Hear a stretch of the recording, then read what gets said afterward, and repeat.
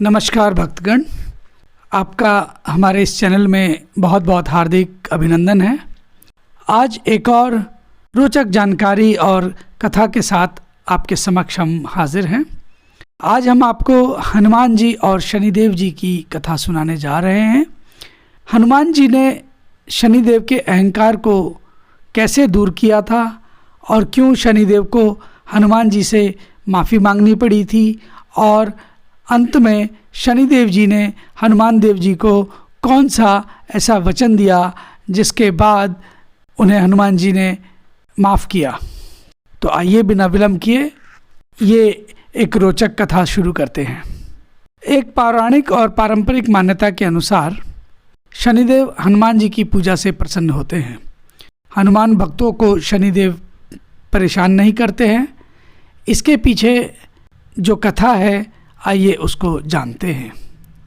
शनिदेव जी के बारे में ऐसा कहा जाता है कि वो हनुमान भक्तों को परेशान नहीं करते हैं। यही कारण है कि शनि की दृष्टि से बचने के लिए हनुमान जी की पूजा करने की सलाह दी जाती है। लेकिन क्या कभी आपने विचार किया है कि आखिर क्यों शनिदेव हनुमान भक्तों को परेशान करने की हिम्मत भी नहीं जुटा पाते हैं?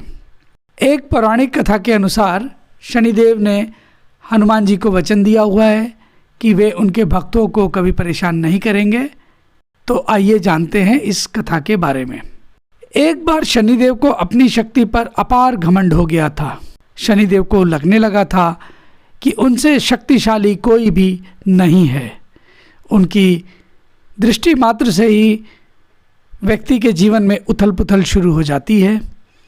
शनिदेव इसी मद में चूर होकर ऐसे स्थान पर पहुँचे जहाँ पर हनुमान जी अपने प्रभु श्री राम जी की साधना में लीन थे। भगवान श्री राम की भक्ति में डूबे हनुमान जी को देख शनिदेव ने उन पर अपनी वक्र दृष्टि डाली, लेकिन इसका कोई भी प्रभाव हनुमान जी पर नहीं हुआ। इससे क्रोधित होकर शनिदेव ने हनुमान जी को ललकारते हुए कहा कि हे वानर, देख कौन सामने आया है। हनुमान जी ने शनिदेव पर कोई ध्यान नहीं दिया और अपनी भक्ति भावना में वो लीन रहे। शनिदेव ने सभी प्रयास किए, लेकिन हनुमान जी पर इसका तनिक भी कोई प्रभाव नहीं पड़ा। तो शनिदेव का क्रोध 7वें आसमान पर पहुंच गया। तनाव और गुस्से में आकर शनिदेव ने एक बार फिर प्रयास किया और कहा, हे वानर, आंखें खोल। मैं शनिदेव तुम्हारी सुख शांति को नष्ट करने आया हूँ। इस संसार में ऐसा कोई नहीं जो मेरा सामना कर सके। शनिदेव को ये विश्वास था कि ऐसा करने से हनुमान जी भयभीत हो जाएंगे और क्षमा मांगेंगे, लेकिन ऐसा कुछ भी नहीं हुआ। बहुत प्रयास करने पर भी हनुमान जी ने बहुत सहज भाव से पूछा कि महाराज, आप कौन हैं? बात को सुनकर शनिदेव को और अधिक क्रोध आ गया। शनिदेव हनुमान जी से बोले, अभी इसी समय मैं तुम्हारी राशि में प्रवेश करने जा रहा हूँ, तब समझ में आएगा कि मैं कौन हूँ।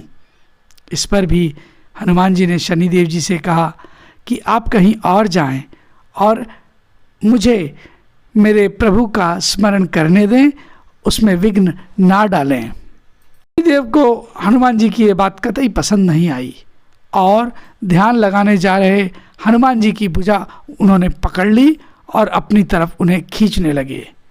हनुमान जी को ऐसा लगा जैसे उनकी भुजा को किसी दहकते अंगारों पर रख दिया गया हो। उन्होंने तुरंत एक झटके से अपनी भुजा शनिदेव की पकड़ से छुड़ाई दी। उसके बाद शनि ने विकराल रूप धारण कर उनकी दूसरी बांह को पकड़ने की कोशिश की, तो हनुमान जी को हल्का सा क्रोध आ गया और उन्होंने अपनी पूंछ से शनिदेव को लपेट लिया।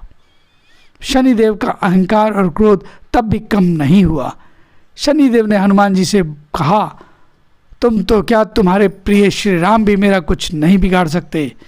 इस पर हनुमान जी को अत्यंत क्रोध आ गया और पूंछ में लपेटकर शनिदेव को उन्होंने पहाड़ों पर, वृक्षों पर खूब उठा कर पटक पटक कर रगड़ा।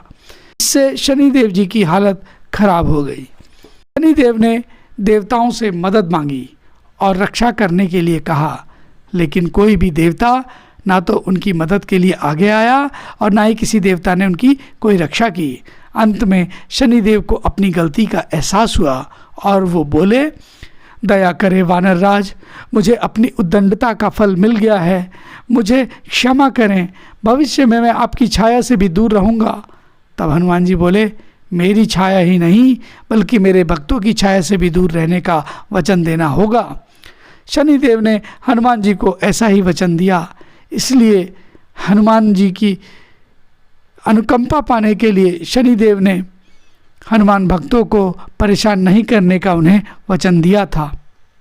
तब से और आज तक ऐसी मान्यता है कि शनिदेव हनुमान जी के भक्तों को कष्ट नहीं पहुंचाते हैं।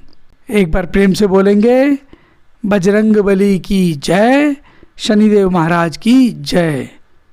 तो दोस्तों, ये थी हमारी आज की प्रस्तुति शनिदेव और हनुमान जी से संबंधित रोचक पौराणिक कथा।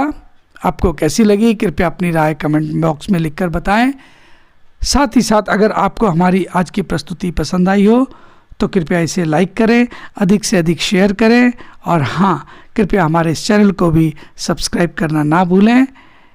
इन्हीं सब बातों के साथ अब हम आपसे आज्ञा लेते हैं और फिर अगले एपिसोड में एक फिर पौराणिक और पारंपरिक कथा के साथ बहुत जल्द हाजिर होंगे। तब तक के लिए नमस्कार और आप सभी का इस कथा श्रवण के लिए बहुत बहुत धन्यवाद।